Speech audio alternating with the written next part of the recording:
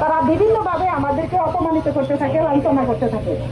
কিন্তু অত্যন্ত দুঃখের বিষয় জানানো যাইতেছে যে গতকালকে তারা সরাসরি আমাদের বোনদের গায়ে হাত দিয়েছে। প্রশাসনের কাছে আমরা এর সুষ্ঠু বিচার চাই। আমরা বাংলাদেশকে গ্রেফতার করে আইনের আওতায় আনুন, না হয় যদি বাংলাদেশে এই গোপালগুলো কোনো দুর্ঘটনা করে পুরো দায়িত্ব কিন্তু আপনাদেরকে নিতে হবে। আসুন আমরা সকলে মিলে গোপালপুরে যে গণজোয়ার সৃষ্টি হয়েছে, আজকে রূপসা থেকে পাথরিয়া, টেকনাফ থেকে তেতুলিয়া, পুরো বাংলাদেশ রাষ্ট্র থেকে নিয়ে সচিবালয় পর্যন্ত শুধু একটি আওয়াজ উঠেছে, সেটা হলো হক দল থেকে এবং জামাত ইসলামী বাংলাদেশ। আগামী দিনে আমরা আল কোরআনের বাংলা